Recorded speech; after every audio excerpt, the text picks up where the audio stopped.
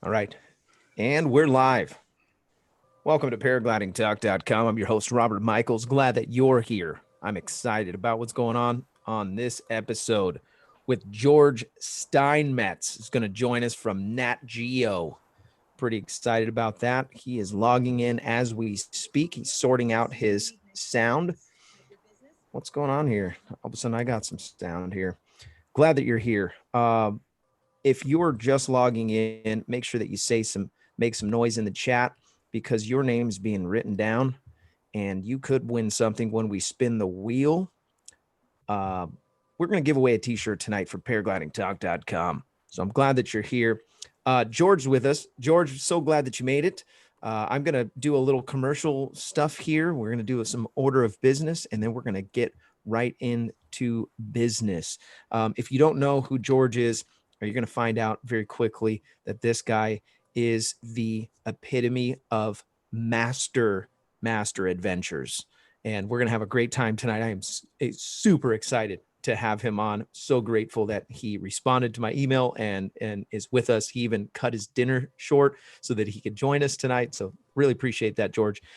This show is brought to you by ppgsmoke.com. Go check out their website. ppgsmoke.com is the website. Ryan Roberts has all kinds of great stuff that he's created for paramotoring and for free flight guys. Really neat, really unique stuff, and it's really well priced. Go check out ppgsmoke.com. It's also brought to you by paramotorprops.com. So if you go check out their website, if you blow up a prop, you can buy a brand new one for the best deals on the internet. Go check them out. And the show is also brought to you by the guys at flymyppg.com. Mike Cotter and his team have a great school. If you want to get trained up and trained up properly, go check them out. Their website is flymyppg.com. They're in the Michigan area. We'll get back to some of the sponsors of the show. If you're interested in supporting the channel and supporting paraglidingtalk.com, you can go to the website and you can sign up for the Patreon or PayPal and support the show. Your support keeps this show going. And so I really appreciate all the Patreon supporters and all the guys that are supporting the show on PayPal. If you are a PayPal or a Patreon supporter, you will have exclusive rights to come on the after show with us. Some of you have already received your invitation because I know that you want to come on. But if you're interested and you're in the chat right now and you want to join the after show, please let one of the moderators know and we'll get your invitation out. But you must be a Patreon or a PayPal supporter. Thank you so much. The show is also moderated by Craig Taylor. He runs Wicked Wings logos. He's got some pretty cool stuff. If you want to get a wing logo, actually, George might be interested in that. If maybe we'll have to work something out and help him out with a sticker on his wing. He put the Paragliding Talk logo on my wing, and so I love it. And show's also moderated by Nick, who is in a bunker somewhere in a basement, and we won't tell anyone where. Also, Sean Nafsker is moderating. He will be recording your name and information to put it in the spinny wheel. And the sponsor of the spinny wheel tonight is Torrey Pines Glider Port. And so we're going to spin the wheel at about halfway through the show. So if you want to stick around at least till halfway, you can find out if you won something. And also our other moderator, who is a local here in San Diego, Anthony Peregringo, is with us. George, I'm so glad that you're here, man.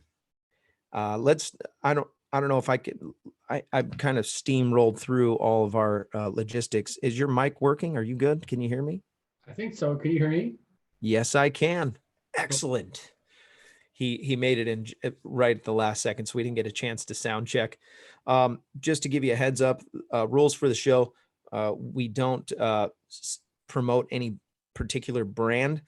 We can talk about what brand you like, and no cussing on the air because we're live on YouTube. Those are the two main rules. George, I'm so excited. Let's start off with the first question. How did you find out about paramotoring? I started paramotoring in 1998, and I've been working for National Geographic for about 32 years, and I wanted to do a story in the Sahara Desert for them. And I was down in Northern Africa, and I found a pilot who could take me around. He had a motorized hang glider, and I made a deal with him to go. He was going to take me around, and we were put it in the back of a Toyota Land Cruiser and drive it around the Sahara and fly where he wanted to take pictures. And then he flaked on me. I had to find my own way. And I had heard about paragliding, and I just thought I thought it was too crazy to pilot and take pictures at the same time. And I think wings are a lot safer now than they used to be. And motors, I hope, are more reliable. But it seemed like a somewhat reasonable thing to do. And so I bought my own. I had to go to Europe to buy my gear.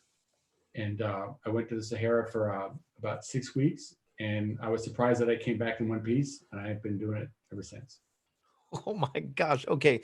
So my next question is, where did you get training?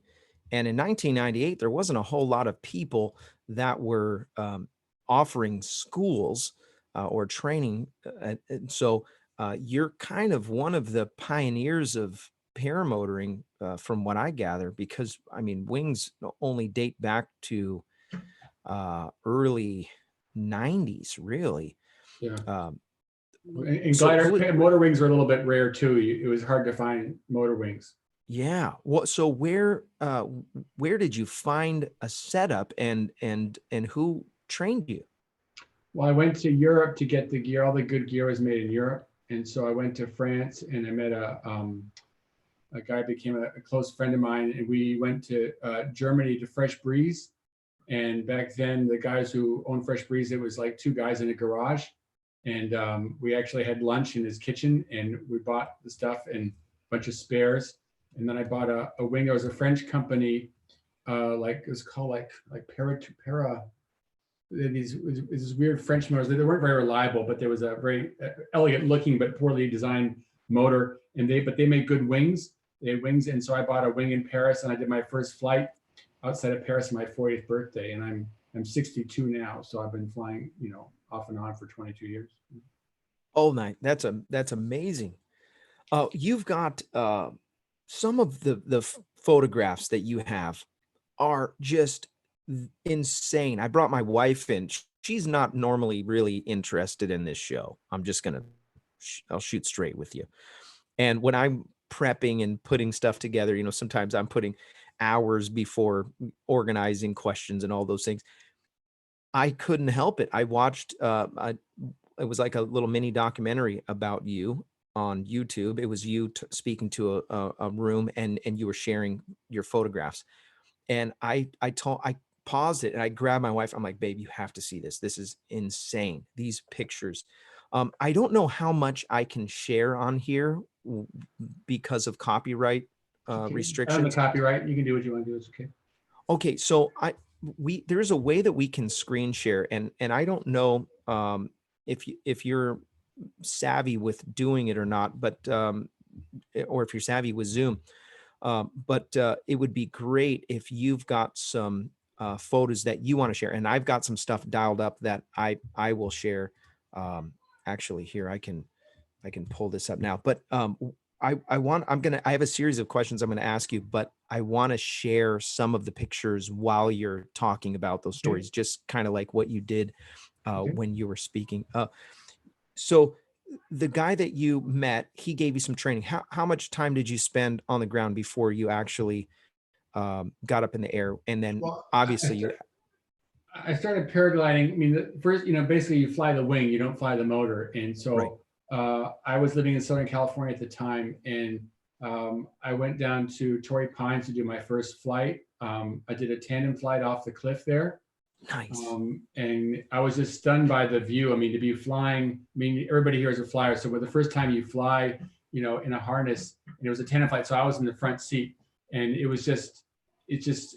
it's epic. I mean, you have this unrestricted view. There's nothing else like it. And I was just stunned by the visual possibilities. And we were just like floating over these like millionaire houses on the cliff. And so I was stunned by that. And then I wanted to do motor flying because I needed to be able to fly at sunrise and sunset when there's not much lift. And so, but I started taking classes. I took classes with a guy named Ken Bayer in Encinitas. And it was traditional training where you start on little hills and you build and you build. And finally I was able to run off big cliffs and fly the glider properly. And then I went to Paris and bought the gear, and there were some French guys. Paramotoring is more accepted in Europe, and a French guy gave me a lesson, and I did my first flight, I'd say my 40th birthday. And then I needed to polish my technique. So one of my French buddies, a couple of French guys, they came over and we flew for a week in Monument Valley, because it's one thing to fly, it's another thing to fly and take pictures. And to take pictures, I have to have all my hands off the controls. I don't do one-handed. It's like, it's regular photography. And so you have to be, in pretty stable conditions and comfortable flying. And and so I went to Monument Valley for like a week, and then I survived that, and I customized my gear, my harness, and all that stuff. And then we went to Niger, and I went flying out in the Sahara. Oh my word, in the Sahara. So okay, so I've got some photographs. I don't know where you were speaking in this video, but I found a video where you were sharing some of your stories. And so I heard most people haven't heard these stories. So I want to just touch on some of those. You have, and I want to ask this question first. What was your first task adventure utilizing the paramotor, and describe some of your feelings when you came back down and put those photographs together? Okay.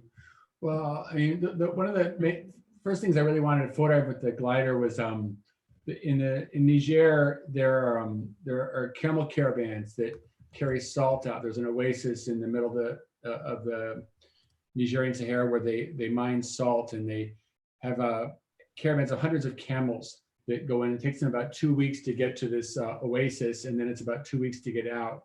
And it's a big featureless plain. There's some dunes, but it's this big, massive, sandy plain. And I got this, one of my favorite pictures from the air was of two camel caravans passing. And it's very rare the camel caravan's never really been seen from the air. And then to get, that's in this similar area, but there were, that's my friend, Alain Arnaud. He was the world champion at the time of motorized paragliding. And, but you get, this is that picture I was thinking of the two camel caravans passing. And you'll see there's another caravan behind it. And you couldn't take this picture with any other kind of aircraft. Now you can do it with a drone, but you couldn't do it with a plane. There were no choppers. There were no planes or choppers available. But even with a helicopter, the camels would all freak out. So it opened up new visual possibilities for me. Absolutely amazing photographs, stuff that I've never really even seen. I've watched National Geographic things in the past, and I mean, just this one particular picture, it's breathtaking. So talk about your first trip, and what were the feelings when you got back to the ground and said, oh my gosh, I captured something that is amazing. Talk about that a little bit. Well, I mean, actually, when I flew over those two camel caravans passing, I had what a friend of mine calls like a fogasm. And it was like when you see something, it was just it's kind of this retinal to brain shock when you see something really amazing that like you never seen before. And I looked at a lot of pictures, and just to capture that moment, it was really, it was a real high for me. And I decided I wanted to, go and expand what I could do with this equipment. It let me visualize remote landscapes in a way that had really never been possible before. And so the Sahara is pretty flat, and I was looking at some of these fortified oasis towns and the salt works, and there were abandoned cities from the slave trade out there. And then like one thing I really wanted to photograph, there was a massive volcano that had erupted and then sunk, and it was filled with sand. The thing was about 10 miles wide. And I took off, and I got up about 6,000 feet in my glider. Basically, I kept going up full power until I ran out of gas. And I got this picture of the whole crater being invaded by sand, and it was just this amazing thing. I mean, you couldn't do that even with a helicopter, because I was using a super wide lens. You couldn't get a picture with a plane without getting the wing and the wheel strut in there. So it just opened up all different kinds of ways of seeing remote landscapes. And you guys, most of you guys are watching this show that you guys are pilots who fly for fun. And I love flying, but I fly for pictures. I don't fly without a camera. This is me in the Gobi. After going to Sahara, went on a trip. Can you go back a little bit, Robert? Like there was a Sure. picture you see of this massive dune field. Yeah. So I wanted to go into there. And this is the highest dune field in the world. It's in the Chinese Gobi. The dunes are over 1,000 feet and there are lakes between them and it's a roadless area. And the only way in was by camel or paramotor. And we went in with, we had 30 camels, 10 horses, 2 paramotors. That guy in that hideous pink flight suit on the left, that's the world champion, Alain Arnoux. And we, nobody really ever been in there before, let alone seen it from the air. And this equipment, it let me visualize remote landscapes in a totally new way. It was really, really exciting. So in the Gobi, this was this picture right here that's where this woman lives. You want to talk a little bit about that? That was an interesting story. Yeah, she was a widow, and people there, old people, young people, they go to school and they don't want to come back. It's a really hard life. I mean, it's about 100, 110 in the summer. In the winter, it's 30 below zero. And she lived in that little hut, and to keep warm in the winter, she would collect all the goat droppings and she would compress them, and she had a little stove, and that's how she kept going. And she would trade a few goats for some sacks of grain, and she had this very meager existence out there. And all we found out there were these really old people kind of hanging on, and most of them are probably gone now because it's a very tough life. Wow. And that's in the middle of the Gobi? Chinese Gobi, yeah, near the Mongolian border, but the Badingiran dunes. And what's really weird about the dunes is they you have these 1,000-foot dunes, but between them are lakes, and they're saltwater lakes, and so it's weird. It's like an egg crate pattern, but they're little lakes, saltwater lakes between the dunes. Absolutely. Well, this is also in China, yeah. So like this kind of out in this kind of area, there's no airport, there's no if you want to get up, there's no way to do that. And one of the wonderful things about paramotoring is it lets me explore. And I love drones. Now I work mostly with drones. This is a bad day in China. I hit a tree. But with drones, drones are great for pictures, but you can only see what's on the little screen. And to me, it's like you're in a submarine. All you get is a periscope view. And with the glider, everything is out there. You can see everything, and you can fly for about 2 hours at 30 miles an hour, and you can really poke around, and you can change lenses, and the situational awareness is really extraordinary. So it's, when I was doing the desert work, I was really exploring remote areas no one's seen before. So it was really great as an exploration tool. Now with Google Earth, you can do a lot of that exploring from your laptop. Right. Yeah. But at that time, I don't even think, let's think about this for a second. 2002 or 2003, I think, was the first time that you could utilize the map system.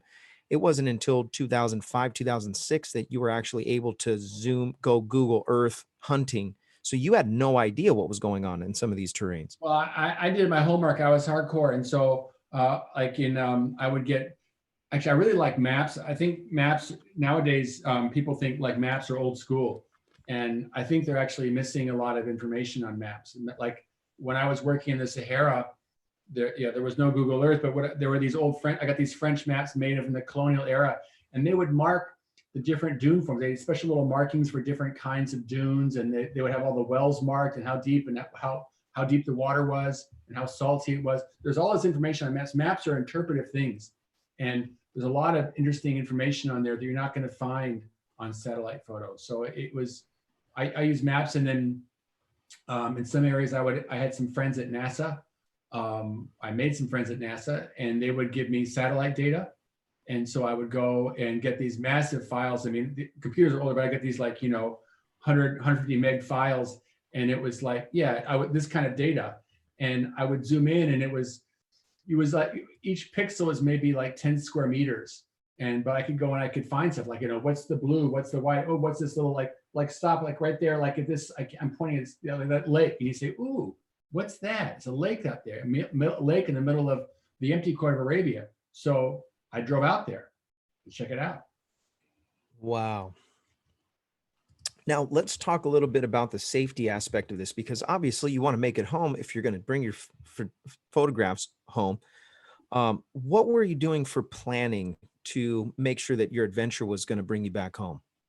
Well, there's no license at the time you could get a paragliding license, but nobody really cared. I mean, it was kind of like for your own, pride. You had a license, you were P3 or whatever, but nobody really, I mean, at least I don't know. I don't really, wasn't really relevant. It was the safety was what you figured out. And so I always did my trips with expert pilots, and most of them were French guys.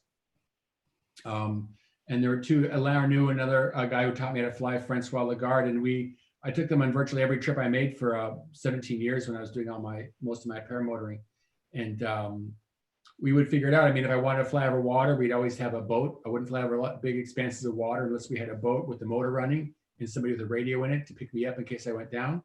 And I did go down once. I went down the ocean in Mexico. No kidding.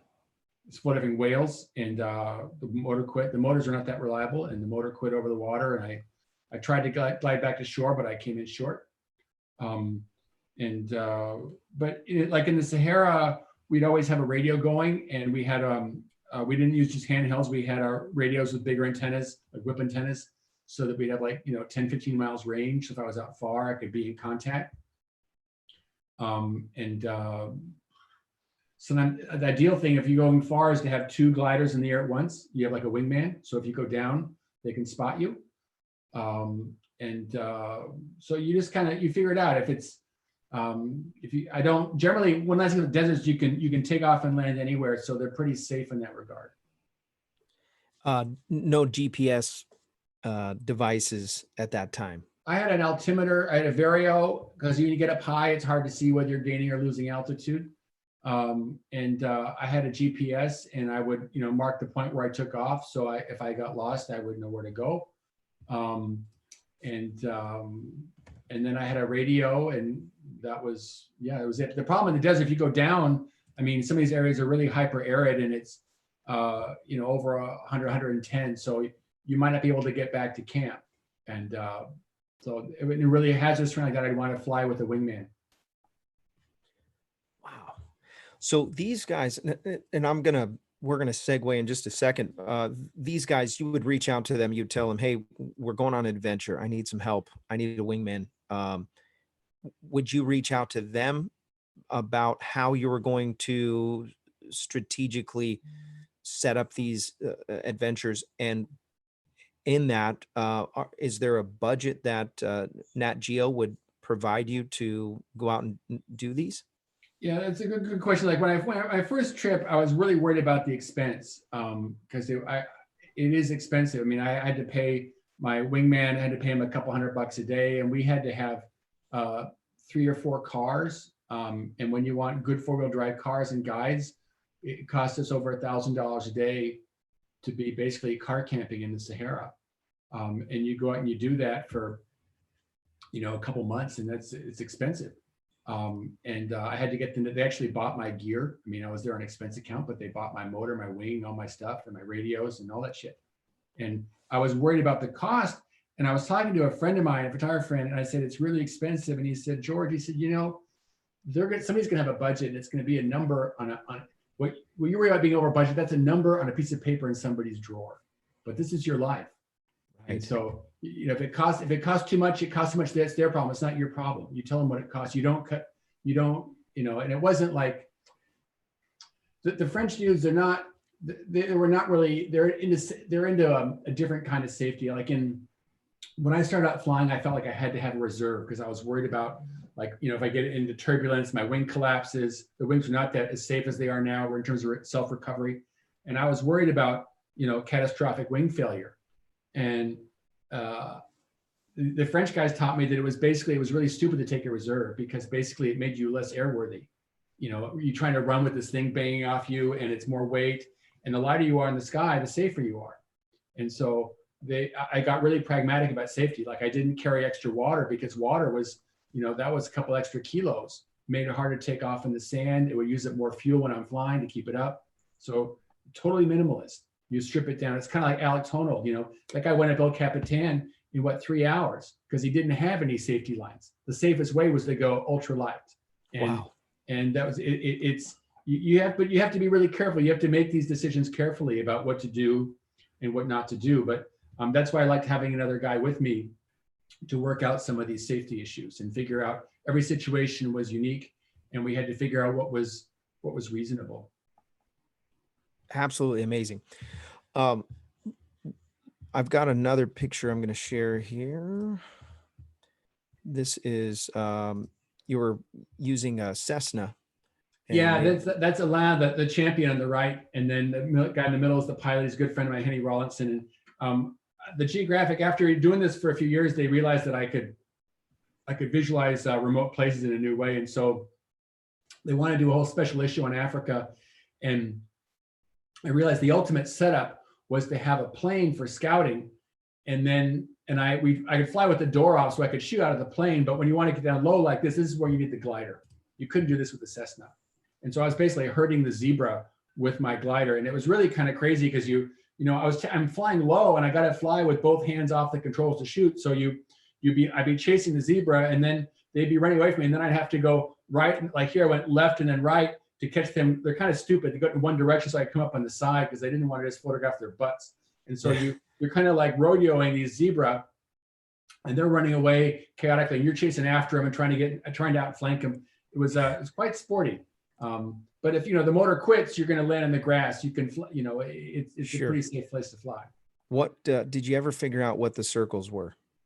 They're called fairy circles, and I posted these on Instagram, and everybody's got their own freaking idea, but nobody really understands. It's a poorly understood phenomena, and everybody, to me, there's certain mysteries of the world that it's like, hey, mystery's okay. I kind of like mystery. I like a veil, Yeah, the world yeah. of the unknown is I can live with that, So what was the wildest idea that people said about the circles? Well, I mean, the most common theory is that there was one theory that there used to be plants there, and they left some toxic substance in the ground, and the plants, climate change, it disappeared. But the feeling is there's probably some kind of insect colony or some kind of fungus in the ground that prevents plant growth. But the people, there are a number of theories, but I haven't read any result that seems really definitive. I would say maybe anthills.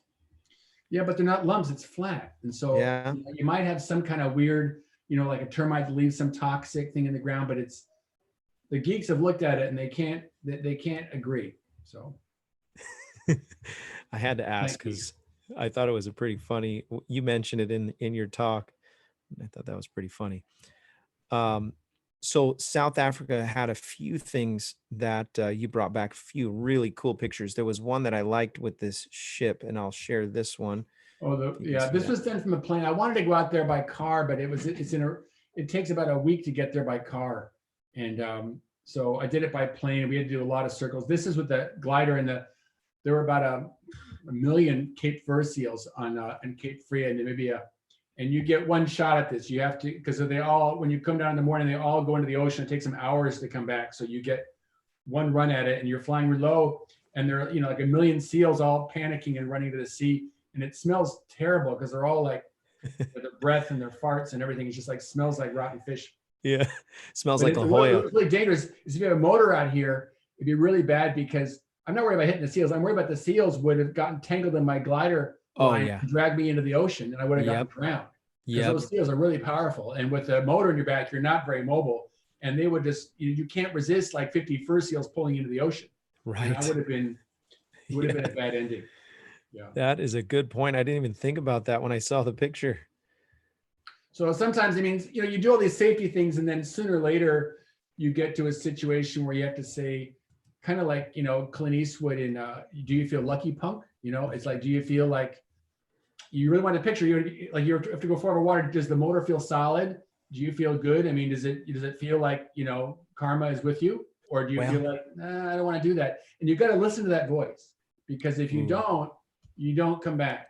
I mean, I've had feelings where I didn't want to go, and like I came back and like I found out like I had a problem with the carburetor, and it was almost out of gas, and I didn't know because I didn't check with my mirror. And other times where you feel like the times I felt like I could go for it, I got away with it. So I'm not a magic guy, but I've made the right decision most of the time. Yeah. If you don't get anything else out of this show on the safety aspect, listen to that inner voice. I had a buddy of mine. He's a free flight pilot. He just recently said, I'm going to take a break from flying. He goes, he said, I had a dream And he goes, "It didn't sit right. I crashed in my dream." And he goes, "And so that's the end for now." And I'm like, "Wow." And he literally has not flown since probably about 6 months. Yeah, if you don't feel right, you shouldn't go. Yep. You know, it's I mean, I don't know. Some people have better instincts than others, but I mean, I got into flying when I was 40, and if I did it when I was 21, I don't know if I'd be here now. You get a little older, you have a little bit better judgment. Yeah. That's why we're all here tonight, is because we have poor judgment, and we're trying to make up for that by talking about safety. I mean, I Well, think, I also want to say, sometimes I think safety is overrated. I mean, I think, I've been in a lot of situations, people say, "Oh, with my wife, it's not safe." It's like, it's reasonable. I mean, nothing's perfectly safe. We're all going to die someday, but does it seem reasonable? Do you feel like you could do this most of the time and get away with it? And you have to figure out, like, if you're, it's a feeling, but I like I said, like the too much safety, like too many extra safety gear, like the thing to cut the lines, and you get tangled, and this and that, and you get all the safety shit, and you can't run with all that stuff. It's right. It's too much. I'm a free flight pilot. I have flown paramotors a couple times. I really do want to get a paramotor at some point. And um, the way I look at flying is kind of one-sided, because I'm free flight. I'm here in San Diego, so I fly Torrey Pines all the time, like, and Blossom and some of the other local sites.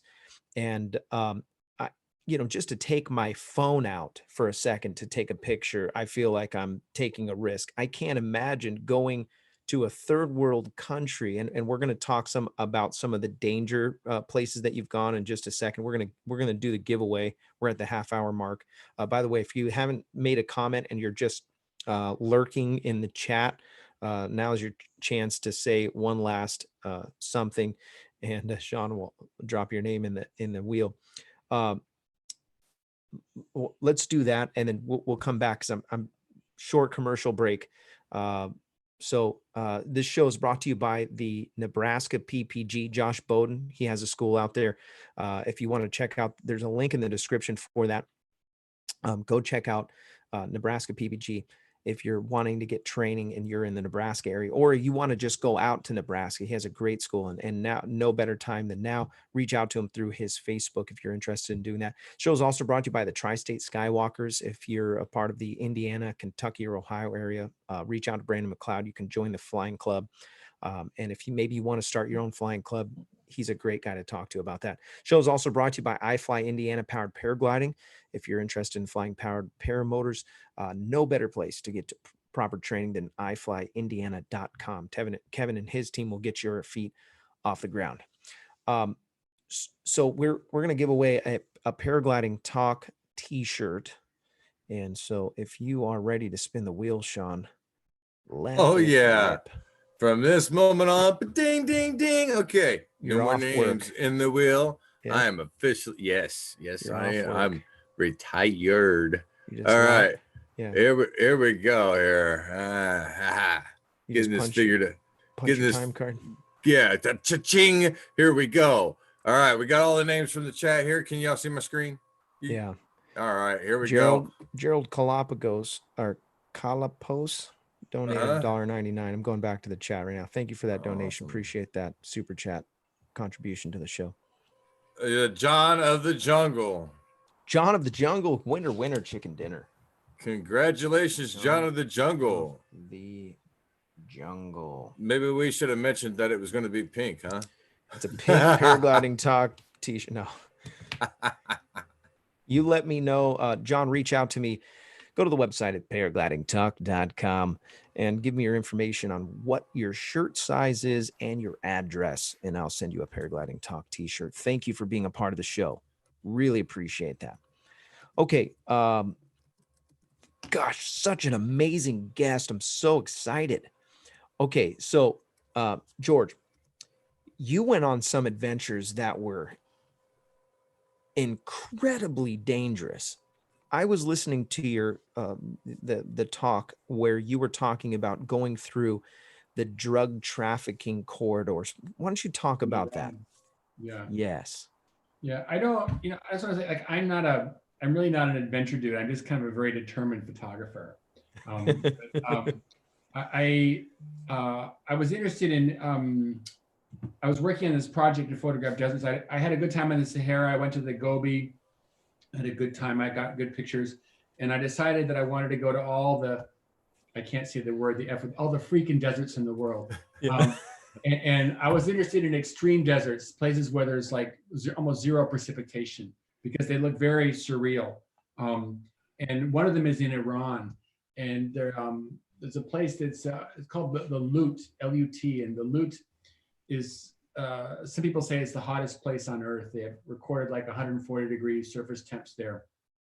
And I didn't want to go there with a thermometer. I wanted to go there for pictures because the Lut is, it has these very odd geological formations. They're called yardangs. Yardangs are wind-eroded rock formations.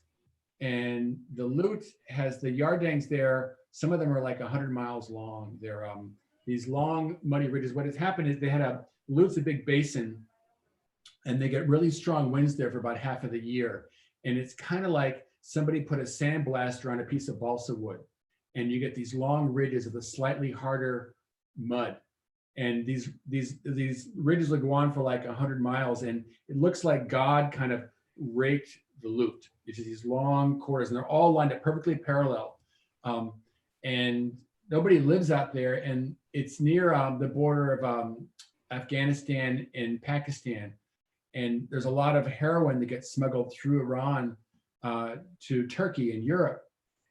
And they use the Lut as corridors to drive in, because nobody goes out there. And once you're in one of these grooves, nobody can see you.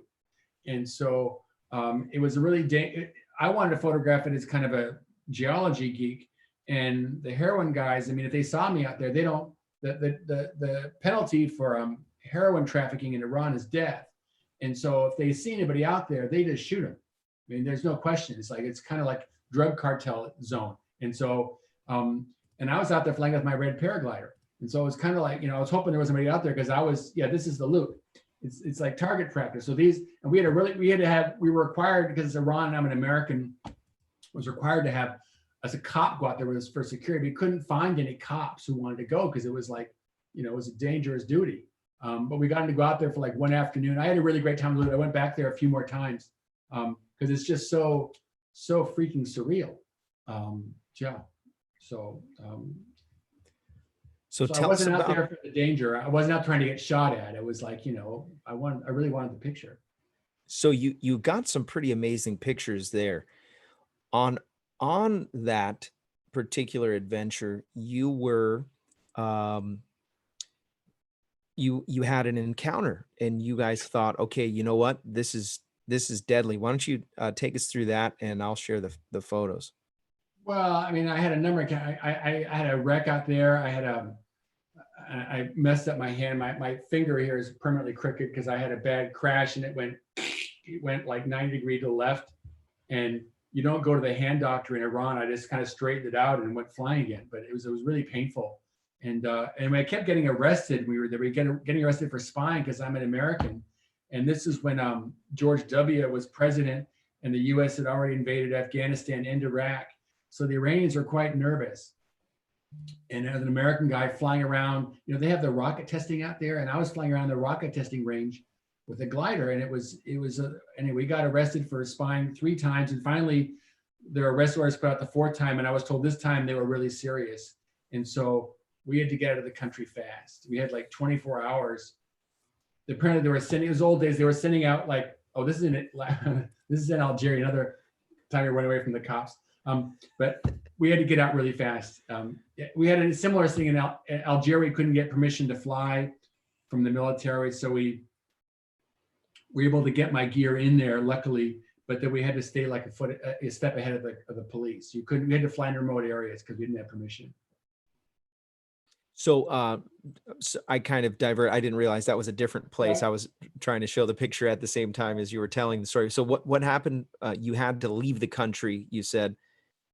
Yeah, we were down near Bandar Abbas, like the Straits of Hormuz, and when we were told that they put out this final arrest orders, and apparently it was kind of antiquated system. They had to send like faxes out to every border post in Iran, and it was a weekend. It'd take them a day or so to do that. So we had a little bit of time, but I had to get out before, like every border post would have a little picture of me saying, "Don't let this guy out of the country." Oh, wow. And so we had to get it really fast. It was kind of like, to me, it was kind of like you're up in your girlfriend's bedroom and you hear her parents come in the front door. It's like, shit, I got to get really fast. You hit the window. And then I went out the window, and then I realized that I was going out the window that, like, kind of like I left my wallet upstairs, because I the third time I was arrested, they told me that, it's kind of a long story, but that I should, that I was going to a really dangerous part of Iran where the government didn't have control, down near the Pakistani border. And they advised me to leave my film in a safe place in case I got kidnapped, that the film wouldn't get lost. Oh my gosh. And so I said, okay. So I found a place to leave the film in Tehran. I can't say where it was, but a safe place. And anyway, so I went back to the field, and then we had to leave, and I couldn't get back to Tehran to get my film. So I'd gone through all this hell. I'd broken my hand and gotten arrested 3 times, but I had to leave most of the film in Tehran. Because I didn't go to the country, like I'd still be there. It was really bad. And so I got on a plane, and we got through immigration. They hadn't gotten the facts, and we got out of the country. But all my film was back in Tehran. It took me about a year to get it out of there. And I can't say how I did that, but it was a lot of carefully worded emails to get it out. I had to find somebody, because nobody would go get it for me. And I couldn't go back because I was a spy according to the Iranians. So it was difficult. They had your picture up. Yeah. Every board, I went back to George, the rest of this guy. Oh, that is wild. But, and I was crazy, and I really wanted the pictures, but, and I got them, but it's not easy. I mean, one of the problems for me in the deserts is that they were in a lot of difficult countries. Like I had to go to Libya, and I flew in Libya during Gaddafi's era, and somebody smuggled my gear into Libya, and we were flying out in the deserts of Libya. And you didn't want to deal with the cops. You had to stay away from those guys. So how do you go about doing that? Like you're going to go fly in a third world country. You say, you know what? Okay, you got to find a rebel. You got to find somebody that's pretty wild. And well, that's the thing. Like Arabs are incredibly hospitable, and the Arabs, like an Arab will, like out in the desert, they will, if you show up at their tent, they will kill their last goat and let you stay for 3 days, and they won't ask you what your business is. They're super hospitable. It's part of their culture. And so, and I relied on that. And so, like, when I got into Libya, I went through kind of a strange circumstance. I've been flying a lot of deserts, and I got this, I started getting emails from this crazy Moroccan guy who lived in the Netherlands. And he wanted tips on taking pictures while he was paramotoring.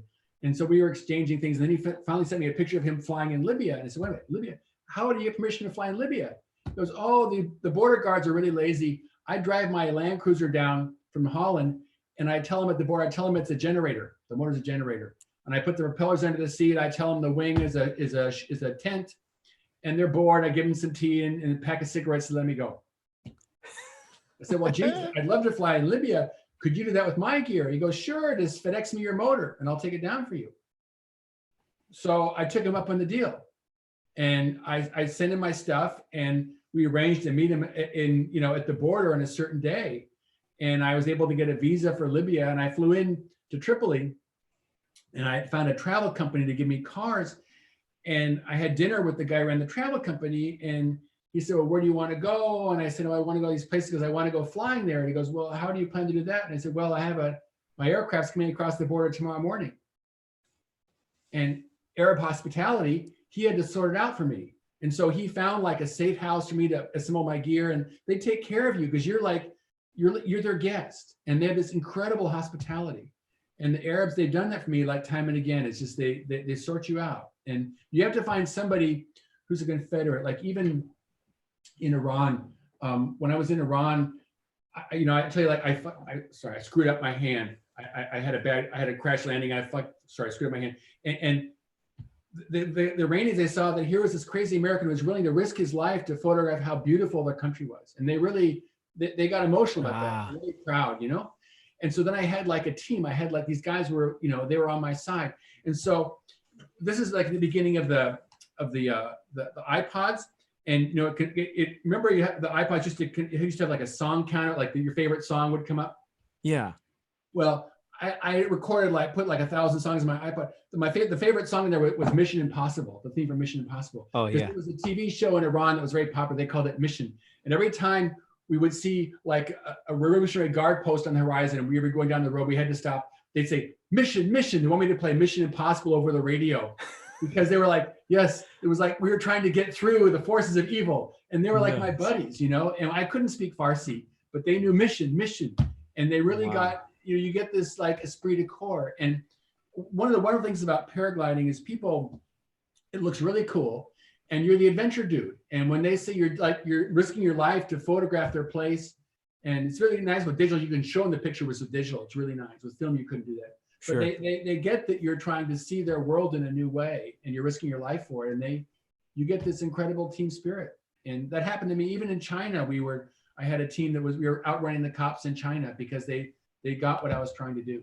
It's really cool. So let me ask this question. You can't possibly be finished. Is there somewhere that you haven't flown yet that you really want to? And you don't have to share where that is, I guess, if it would spoil your adventure. But where's someplace that you would really like to photograph that you haven't gone yet? Well, I actually got one of them off last year. I flew it over the pyramids last year. It's something I want to do. It's really difficult to get permission in Egypt. And Egypt's got very serious, military. Giza is right next to Cairo, and you can't sneak a paraglider around out there. It's really, you can't fool those guys. Right. And so I actually got permission last year to fly over the pyramids in Giza, which was a big treat for me. Wow. I'd like to do more flying in Egypt because I find Egypt's really beautiful with all the ancient. I love seeing archaeology from the air, and I would love to do more flying in Egypt because it's got such a rich ancient culture. It's just very tough to get permission because of the political situation there. I think Iraq would be interesting too, and Iran. Those ancient desert cultures are really quite fabulous to see. This particular picture I'm about to share, I thought was one of my favorites. I'll share it here. So Robert, I gotta ask you, is that a green screen? You're behind in front of a green screen? Yes. Your hideout. You're not it looks like you're in a, a quarantine bunker. Yeah. Yeah. COVID got us. Is Sean doing the same game? Is that he's not in a padded room? Yeah. Yeah, That's I'm where we keep actually Sean. right over Robert's right shoulder there, that little tunnel. That leads to my door right here. He slides me my bowl of rice every show. So I got this feeling that underneath that really cool head covering and all the, I think you're bald as I am. It's just a. Oh no, I still got hair. I feel like you might have watched a few shows, maybe. Yeah. I wasn't always a bald guy or an old guy. It creeps up on you, man. Yeah. Oh, yeah. So you've got some pretty cool pictures. You saw the picture that I just shared of the open roofs. Where was that at? Oh, that's in Algeria. Algeria. Yeah, I love the deserts. I found, I fell in love with the desert because it's just, to me, it's like the earth with its living skin peeled away. And even the cities, this is a city that people sleep out. It's so hot, they sleep out on their roofs at night. And they're Muslim countries, so they don't want anybody to see. They want privacy, so they have these kind of walled rooftops that they sleep on. And it's an ancient city. The city's like over 1,000 years old. And then the corridors in between, those are maybe 10 feet apart, less? Well, maybe less. Yeah, they're all little walk streets, big enough for maybe 2 burrows to pass. So what's in those corridors? It's a pedestrian, that's the little corridors for the people. And like I said, they're wide enough so you can have 2 donkeys can pass or something, but that's about it. Oh, wow. And then, that is so fascinating. Absolutely fascinating. There are a couple of these really wonderful desert cities. Gardaia is one of them. There's really one amazing one in Libya called Gadames, and another one in Yemen, Shibam. These Shibam has got 8-story mud buildings that and it's just really beautiful. This was an interesting picture here, and I can't remember what you were saying about this one, but I thought it was pretty cool.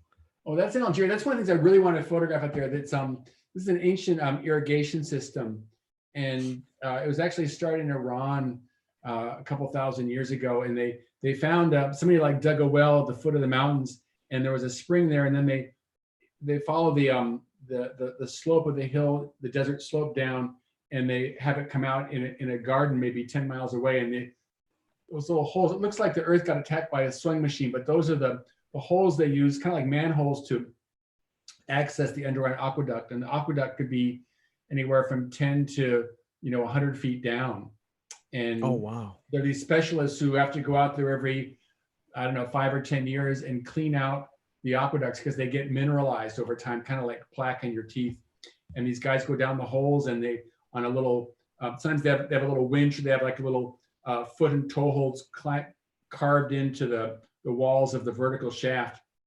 And they go down with like a little pick, and they take the stuff out, and then they haul it back up in a rope. And those systems, most of them have been abandoned, but there are a few where they're still working, and that's what I wanted to photograph out there. Kind of like tapping the main vein, like on a spring, kind of like. Yeah, I mean, it's kind of like been to think of like a sewer system, in all the manholes. But yeah, but they're not concrete lined, they're just hand dug, and then they're gently sloping, so the water gently flows downhill. It's a really wonderful passive irrigation system. But you just have to, if you don't maintain them, they like an artery, they kind of clog up, Let me ask you some nitty gritty questions. So you take these photographs, and obviously National Geographic gives you a budget to go on this adventure. You get these stunning pictures. Do they give you a bonus? Do they pay you a certain amount for a certain picture? Do they, and you don't have to answer, I'm just interested. How does it work? I get a day rate. I mean, the magazine, it varies. I mean, I get between $600 and $750 a day as a fee for my time, and I would bill them an hourly rate for flying. I just, because the paragliding gear, it gets beat up out there. The wings decay. I go through propellers and burn up motors over time, and stuff wears out. So I realized if I didn't charge them, it's like an aircraft. If you don't charge an hourly rate, all of a sudden maintenance day comes, and you got no money. And so I would charge them, like, I can't remember, it was like $130 an hour for actual flight time.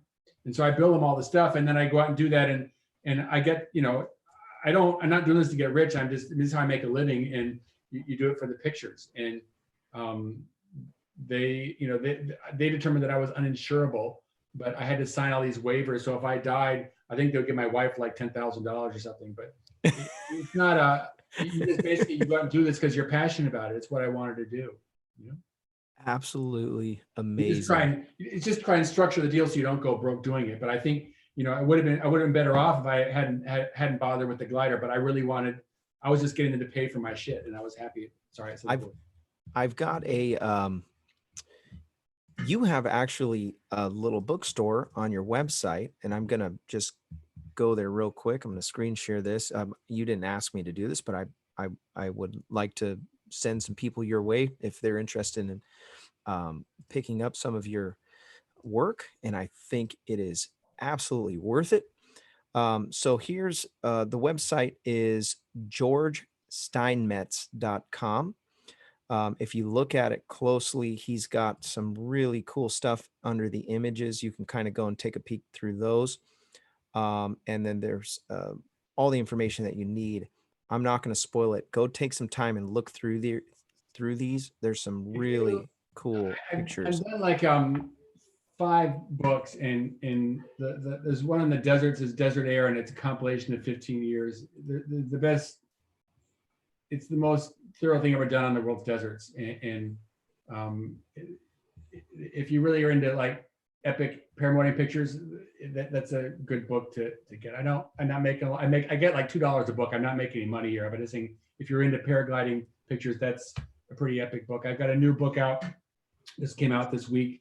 That's about it's called Human Planet, and it's looking at, I don't paraglide that much anymore. I'm working more with drones and helicopters now, but I'm working on the new book is about Earth at the dawn of the Anthropocene, like how we're in a planet that's become so human dominated. It's looking at kind of the state of the planet, both from natural things as well as farming and climate change and what we're doing to our planet, but what's seen through aerial photos. Amazing.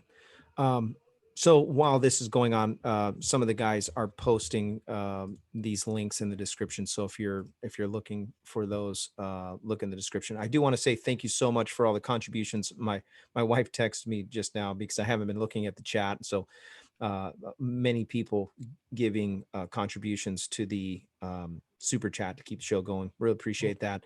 We got some cool stuff coming soon. By the way, we're going to be I'm not going to share what it is, but you're going to want one for sure. And we're going to be giving those away.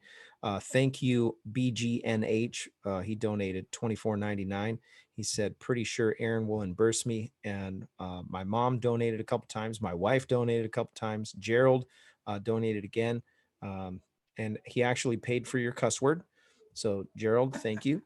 I didn't get to tell George before the show that if you cuss, you have to pay $10 for the cuss word. And but don't worry, the people in the chat paid HIT count as a cuss word? Yeah, it does. Yeah, but you're paid up. They paid for it, and you're good to go. Craig, I noticed Craig Taylor. He said for George from Aaron Michaels. That's my wife. So it's funny sometimes when people accidentally curse, you will hear the Yankee got it covered. Thank you, Craig. You guys are great. That is so funny. Thanks, my sir. I appreciate that. It could have been an expensive night. I was trying to be moderate. Yeah, you did. You've been a great guest, and you've entertained the folks so much that they're paying your cuss jar. That is awesome. That's when you know you're good. That's when you know you're good. I try to say is like, when you want to swing at a pitch, but at the last second yeah, that doesn't count. The ball. That's right. Oh man, classic. There was a couple questions from the chat and we're going to let you off the hook. You have absolutely blown my mind with what can be done with a paramotor, and I absolutely love it. Two questions. One was from Craig Taylor.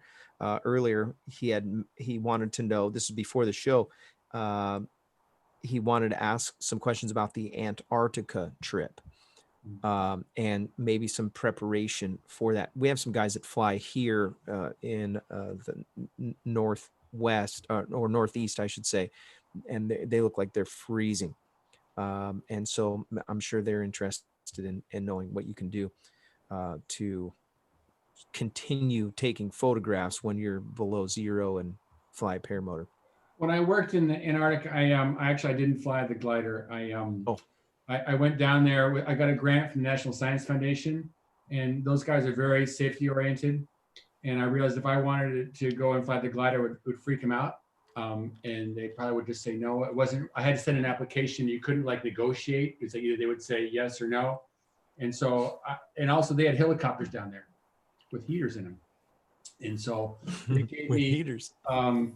15 hours of dedicated A-Star time where I could do whatever I wanted with their Antarctic A-Star pilots. So it was good. And then I got to mooch some time with the scientists. I go out with scientists and get them to make diversions on the helicopter flights that I was riding on. So the aerials that I did down there, I did by chopper. I have flown in cold environments. I flew in the Himalaya and the Andes. And I find it really difficult flying cold weather when it gets below freezing. It's really tough in my hands, because I've got to be working, I have to have fingerless gloves because I have to have dexterity to deal with the screens and stuff and the buttons. And so I would wear fleece gloves with the fingerless gloves with polypro liners, but I would still, my fingers, I would have no feeling in the fingers. It's really difficult shooting when you have literally no feeling, and not just miserable, but they're not very functional. And so I found that really difficult. And when I fly, I really try and keep it simple. I don't want to rely on electrical heat because batteries and wires fail, and I keep it really simple. So I would just wear a lot of clothes and fingerless gloves and have a lot of coffee before I took off. And there it is, folks. A lot of coffee. That's going to get warmed up. Everybody wants to know, what are you flying? Right now, I'm not, you guys probably have better gear than I do, because I about 5 years ago, 4 years ago, I moved on to working with drones, and I've got a lot of high-end drones, and I do most of my work with drones now. But I do have I have a Parajet motor, And I've got a wing that I got from my friends at Fresh Breeze, the guys who used to start out with 2 cars in a garage, 2 garages in Germany. They're good friends of mine, and they send me the latest wing. I pay them, give me a wholesale price for it.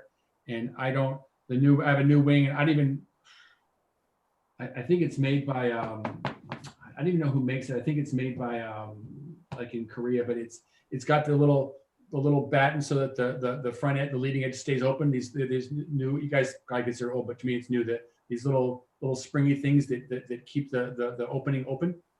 Yeah. Short nose. Yeah, shark nose technology. Yeah, and so those are, now I can take off it. The wing opens up and gets form really quick, so I can do much shorter takeoffs.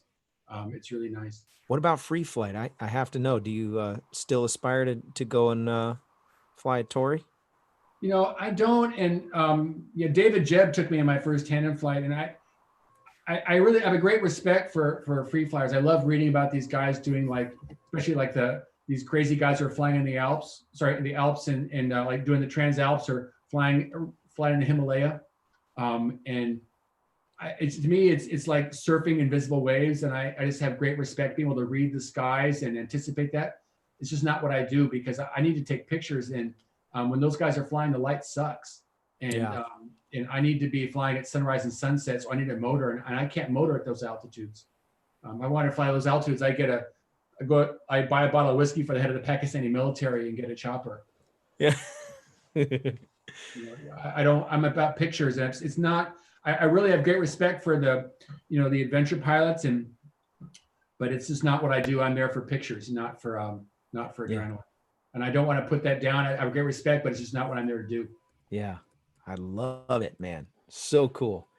I really appreciate you coming on the show, and I would love it if you would at some point come back again. I feel like we barely scratched the surface of something magical. Thank you again so much for coming on the show. Really appreciate it. I know everybody else feels the same way.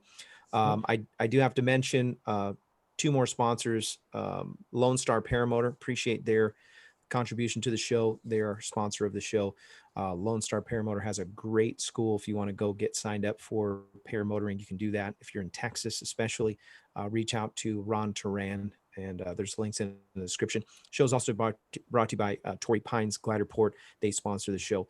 Reach out to them at flytorrey.com. That's their website. And also the show is brought to you by Resurgence PPG. They are an awesome organization, 501c3. You can donate to them, and they help our wounded military and veterans that maybe be dealing with PTSD. And he gives them a sponsorship to learn how to paramotor. And it's an awesome thing what they're doing. And so if you want to check them out, the website is resurgencepppg.com. We're going to go to the after show. Thank you so much. There was other questions. We'll talk about those in the after show. Thank you so much for all the contributions. Great time. I'm so excited. Thank you guys. I'm going to definitely go back and watch this one again, and we will catch you on the next one. George, if you want to stick around for just 2 or 3 more minutes, there's going to be a couple people that want to log on. I'm sure they want to say hi. Thank you so much. One question I have for you, George.